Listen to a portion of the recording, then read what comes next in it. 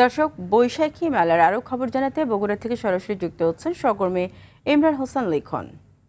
লিখন, শুভ নববর্ষ। বৈশাখী মেলা ঘিরে মানুষের মধ্যে উৎসাহ উদ্দীপনা কেমন দেখছেন?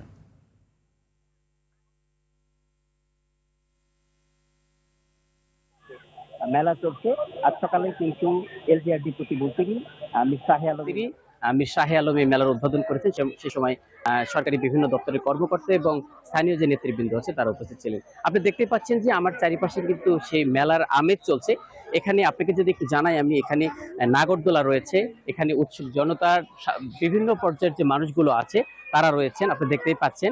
এবং পাশে যে বাচ্চা কাচ্চার খেলাধুলা করার জন্য যে আরো বিভিন্ন ধরনের দোলনা, নাগরদোলা এগুলো রয়েছে, সেগুলো কিন্তু এসেছে। আপনাকে জানিয়ে রাখি, বৈশাখের দিন হওয়া এবং ছুটি হওয়ার কারণে কিন্তু এই মেলাটি আরো জমে উঠেছে।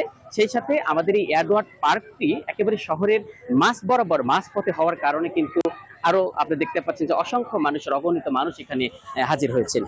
আপনাকে যদি জানিয়ে রাখি, এই পার্কের যে এরিয়া একেবারে কানায় কানায় পূর্ণ বলবো, চারিপাশে শত শত দোকান বসেছে। এটি মূলত সম্মিলিত সাংস্কৃতিক জোটের পক্ষ থেকে এই মেলার আয়োজন করা হয়েছে। 5 দিন ব্যাপী এই মেলা চলবে এবং পরবর্তীতে এই মেলার যে কর্তৃপক্ষ রয়েছে তারা এই মেলা বাড়াবে কিনা সেটা তারা সিদ্ধান্ত নেবেন। আপনাকে জানিয়ে রাখি যে ফারিয়া, এই মেলা কিন্তু আমাদের বগুড়ায় শুধু একটা নয়, এছাড়া আরো বিভিন্ন ধরনের কয়েকটি মেলা রয়েছে, যেগুলো তার মধ্যে আমাদের এই শহরের মধ্যেই আরেকটি পার্ক রয়েছে, খোকন পার্ক, সেখানেও কিন্তু এই মেলা চলছে। এছাড়া আমাদের জেলার যে অন্যতম যে মেলাগুলো রয়েছে, যেমন গাংনগরের মেলা, বড়িয়াহাটের মেলা, ফাঁসিতলার মেলা সহ বিভিন্ন জায়গায় নানা ধরনের মেলা কিন্তু আমাদের এই বগুড়ায় দীর্ঘ 1 মাস ব্যাপী মেলাগুলো চলে থাকে। ফারিয়া,